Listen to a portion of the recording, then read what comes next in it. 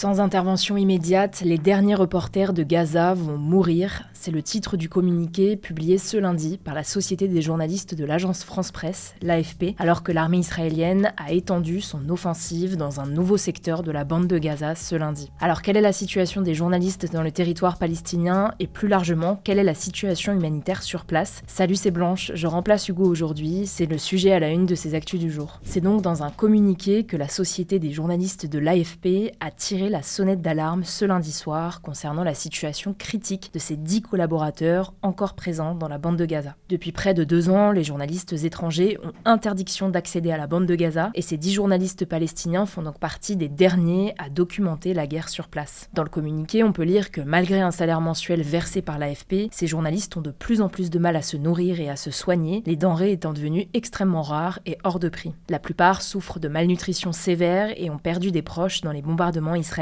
Le fixeur et photographe Bachar, par exemple, vit dans les ruines de sa maison avec sa famille. Il explique sur Facebook être tellement amaigri et épuisé qu'il n'a plus la force de travailler. Emmanuel Duparc, le président de la Société des journalistes de l'AFP, a indiqué que, je cite, « voir des collègues tués dans un conflit, c'est arrivé. Voir des collègues petit à petit risquer mourir de faim, ça, c'est beaucoup plus rare, voire inédit. » Face à cette situation, l'AFP, qui avait déjà réussi à évacuer 8 de ses salariés entre janvier et avril 2024, demande donc l'évacuation de ces pigistes, donc des journalistes qui travaillent pour l'AFP de façon indépendante, ainsi que de leurs familles. Suite à la publication de ce communiqué, le ministre français des Affaires étrangères, Jean-Noël Barrot, a dit avoir bon espoir de permettre leur sortie dans les prochaines semaines. Le ministre a aussi demandé sur France Inter ce mardi à ce que la presse libre et indépendante puisse accéder à Gaza pour montrer ce qu'il s'y passe. Je le disais, depuis octobre 2023, Israël interdit l'accès à la bande de Gaza à tous les journalistes étrangers. Seuls quelques reportages réalisés sous étroite surveillance de l'armée israélienne sont autorisés, les journalistes étant accompagnés par des soldats. L'ONG Reporters sans frontières parle donc d'un blackout médiatique. Depuis le début de la guerre à Gaza en octobre 2023, Reporters sans frontières a recensé plus de 200 journalistes tués dans l'enclave palestinienne, dont au moins 43 dans l'exercice de leurs fonctions. RSF a déposé plusieurs plaintes auprès de la Cour pénale internationale évoquant des crimes de guerre contre les journalistes. Une enquête coordonnée par Forbidden Stories et Le Monde, portant sur plus de 100 cas, a notamment documenté des attaques systématiques de l'armée israélienne contre des journalistes à Gaza, souvent clairement identifiés par leur gilet presse. Il existe notamment une vidéo montrant des caméras de l'AFP et de Reuters sur la tour Agi à Gaza, filmant en direct la ville, délibérément visée par des obus israéliens, malgré l'absence de menaces militaires autour. De leur côté, les autorités israéliennes ont souvent affirmé ne pas cibler délibérément la presse, parlant parfois de dommages collatéraux. Dans certains cas, Israël a aussi accusé certains journalistes ou organisations de presse d'avoir des liens avec le Hamas. Par ailleurs, selon des sources locales, la plupart des bureaux de presse ont été détruits par des bombardements israéliens, contraignant les journalistes à exercer leur métier dans la rue ou dans n'importe quel lieu offrant une connexion Internet. Mais alors, plus largement, quelle est la situation à Gaza actuellement? On en parle régulièrement sur cette chaîne. Depuis l'attaque du Hamas contre Israël le 7 octobre 2023, la bande de Gaza est soumise à des bombardements quasi quotidiens de l'armée israélienne, ainsi qu'à un blocus strict. Depuis octobre 2023, plus de 58 000 personnes ont été tuées dans la bande de Gaza, majoritairement des civils, selon le ministère de la Santé du Hamas, seule source disponible sur place mais qui est reprise par de nombreuses ONG. Les Gazaouis font aussi face à une situation humanitaire dramatique avec un risque de famine croissant. Selon l'UNICEF, l'ensemble de la population de la bande de Gaza est en situation d'insécurité alimentaire aiguë et l'ONG Médecins sans frontières a déclaré la semaine dernière que ses équipes à Gaza faisaient face au plus grand nombre de cas de malnutrition jamais enregistrés par ces équipes dans la région. Pour vous donner une idée, un enfant sur 10 examiné à Gaza dans les cliniques et les centres médicaux gérés par l'UNRWA, l'agence de l'ONU pour les réfugiés palestiniens, souffre de malnutrition. Alors mi-mai, Israël a mis fin au blocus de 11 semaines imposé à la bande de Gaza, permettant ainsi la reprise de distribution d'aide humanitaire, mais celle-ci se fait majoritairement via la Fondation humanitaire de Gaza, la GHF, soutenue par les États-Unis et Israël, et dont le travail est très contesté. Plusieurs organisations, dont l'ONU, ont en effet refusé de travailler avec la GHF, jugeant son action inadaptée, dangereuse et contraire au principe d'impartialité de l'aide humanitaire. Près de 800 personnes ont été tuées par l'armée israélienne dans la bande de Gaza depuis le 27 mai en tentant d'obtenir de l'aide, c'est ce qu'avait affirmé l'ONU il y a quelques jours. À noter que l'UNRWA a déclaré qu'elle avait des stocks pour nourrir les 2 millions d'habitants à Gaza pendant plus de 3 mois, mais qu'elle n'était pour le moment pas autorisée à les acheminer dans le territoire. En tout cas, l'armée israélienne a lancé ce lundi une nouvelle offensive terrestre dans le centre de la bande de Gaza, ciblant Deir al-Balah, une zone jusque-là relativement épargnée par les opérations militaires depuis octobre 2023. Cette ville du centre de Gaza est en effet l'une des dernières zones à à ne pas avoir subi de dégâts importants et elle accueille même de nombreux Palestiniens déplacés. Les habitants ont été sommés d'évacuer par l'armée israélienne de cette zone où l'armée pense que des otages sont détenus. Pour rappel, sur les 251 personnes enlevées le 7 octobre 2023, 49 sont toujours otages à Gaza, dont 27 ont été déclarées mortes par l'armée israélienne. Avec cette nouvelle offensive, près de 88% du territoire de Gaza est désormais soumis à un ordre d'évacuation israélien ou inclus dans une zone militarisée israélienne, selon l'OCHA, le Bureau de la coordination des affaires humanitaires de l'ONU. De son côté, l'Organisation mondiale de la santé a dénoncé ce lundi des attaques contre plusieurs de ses locaux de la bande de Gaza. Face à cette situation, le ministre Jean-Noël Barrot a condamné avec la plus grande fermeté cette extension de l'offensive et a exigé, je cite, un cessez-le-feu immédiat, la libération de tous les otages du Hamas qui doit désormais être désarmé et l'accès sans aucune entrave de l'aide humanitaire à Gaza. Par ailleurs, on en parlait hier, 25 pays, dont la France, ont dénoncé dans un communiqué commun publié ce lundi les meurtres inhumains de civils, y compris d'enfants, par l'armée israélienne à Gaza et ont appelé à un cessez-le-feu immédiat. De son côté, Israël a rejeté cette déclaration commune, considérant que la déclaration ne correspond pas à la réalité. Selon le ministère israélien des Affaires étrangères, je cite, « Toutes les déclarations doivent être adressées à la seule partie responsable de l'absence d'accord sur la libération des otages et un cessez-le-feu, le Hamas, qui a déclenché la guerre et la poursuit. » En tout cas, plusieurs ONG internationales, dont Human Rights Watch, Amnesty International ou encore Médecins sans frontières, accusent Israël de mener une campagne de punition collective à Gaza,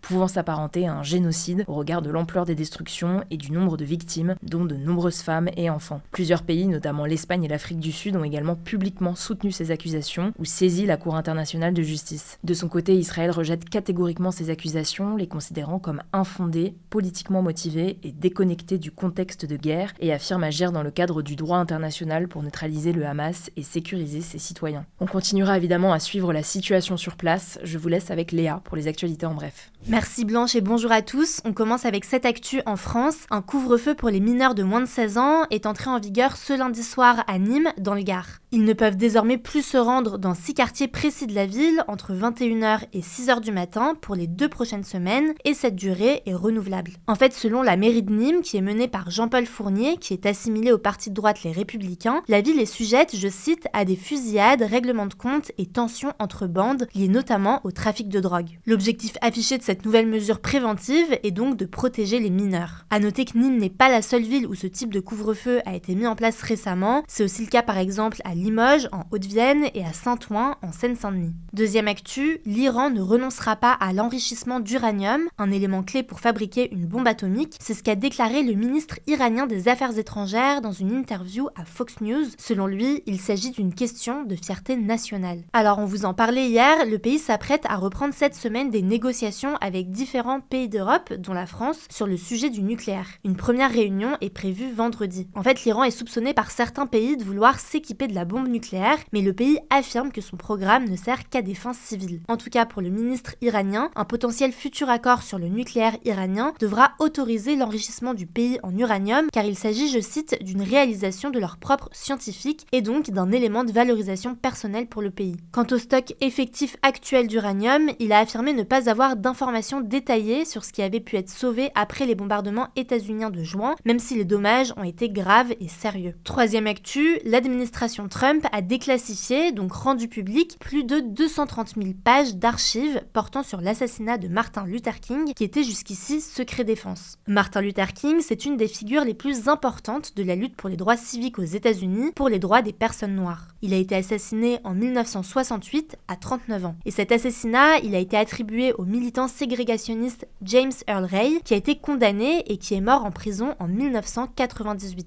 Mais le truc, c'est qu'à l'heure actuelle, il y a débat sur s'il est réellement coupable ou non. La famille de Martin Luther King elle-même dit ne pas croire en sa culpabilité. Alors face à ça, l'administration Trump a donc dévoilé un grand nombre de documents portant notamment sur l'enquête du FBI, des témoignages et la traque du suspect. Elle affirme vouloir opérer, je cite, une complète transparence sur cet événement tragique et décisif dans l'histoire du pays. Plus tôt dans l'année, des documents sur l'assassinat l'assassinat du président Kennedy en 1963 avait été déclassifié de la même manière. En tout cas, la famille de Martin Luther King s'est dite inquiète face à cette déclassification, estimant qu'elle pourrait servir, je cite, à attaquer sa postérité ou les réalisations du mouvement de lutte pour les droits civiques. Quatrième actu, ça concerne toujours les États-Unis. Si vous y prévoyez un long séjour, il va bientôt vous coûter plus cher. En effet, une nouvelle disposition va être mise en place prochainement. Je parle ici de frais d'intégrité de visa d'un montant minimum de $250, soit environ 213 € pour toutes les demandes de visa non immigrants. Cette nouvelle règle fait partie de la loi financière One Big Beautiful Bill Act, signée par Donald Trump début juillet. L'objectif affiché est, je cite, de restaurer l'intégrité du système d'immigration américain selon la sécurité intérieure, autrement dit de lutter contre l'immigration illégale. Alors concrètement, chaque demande de visa non liée à l'immigration imposera un paiement supplémentaire obligatoire d'au moins $250, peu importe la durée et le motif du voyage. Le montant, qui est fixé librement par la sécurité intérieure, pourra être supérieur. On ne sait pas quand il sera mis en place officiellement. Alors attention, il y a quelques nuances, surtout si vous êtes en France. Certains pays, notamment en Europe, bénéficient du programme d'exemption de visa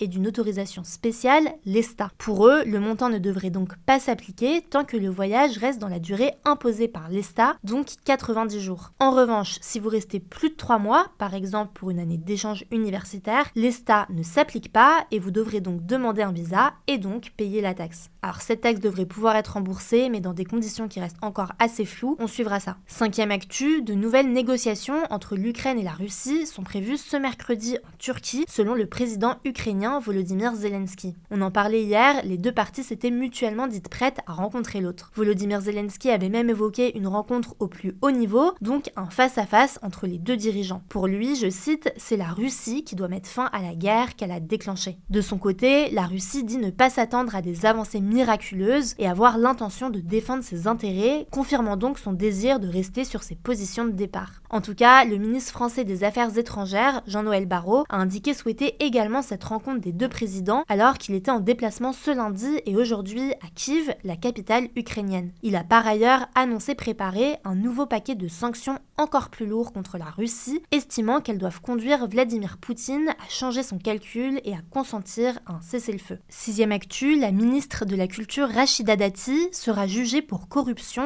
et trafic d'influence dans l'affaire Carlos Ghosn, l'ex-patron de Renault-Nissan, également renvoyé devant le tribunal correctionnel. En fait, entre 2010 et 2012, alors qu'elle était députée européenne, Rachida Dati est soupçonnée d'avoir perçu 900 000 € de la part de RNBV, une filiale néerlandaise de Renault-Nissan, pour des prestations de conseil sans avoir réellement exercé d'activité effective. La justice suspecte en réalité une activité de lobbying au Parlement européen au bénéfice du groupe Renault-Nissan, ce qu'elle conteste fermement. On en parlera plus en détail demain. Et enfin, dernière actu, c'est une collaboration musicale un peu surprenante qui a été révélée ce lundi par le Parisien, celle de l'artiste Gims et de Lara Trump, qui n'est autre que la belle-fille du président des États-Unis, Donald Trump. Intitulé Makassi, le single devrait sortir dans les prochains mois, après le tournage d'un clip cet été aux États-Unis. Lara Trump est une personnalité politique et médiatique qui travaille pour la chaîne américaine conservatrice Fox News et elle est la compagne d'Eric Trump, le troisième enfant de Donald Trump. En parallèle de sa carrière télévisée, elle s'est lancée dans la musique en 2023. Alors face à une potentielle polémique, l'agent et producteur de Gims a indiqué que l'artiste n'est, je cite, pas un homme politique, il collabore avec une artiste, pas une étiquette. Ce projet, c'est de la musique, pas de l'idéologie. Merci Léa pour ces actualités et merci à vous de continuer à suivre ce format même pendant l'été. En tout cas, nous, on va être là tous les jours. Je vous rappelle qu'il est aussi disponible en version podcast, donc sur toutes vos plateformes d'écoute, Apple Podcast, Deezer et Spotify. Il est aussi disponible en version écrite sous forme de newsletter, c'est totalement gratuit, le lien est en description. Voilà, je crois que j'ai tout dit, prenez soin de vous, prenez soin de vos proches et je vous dis à plus tard.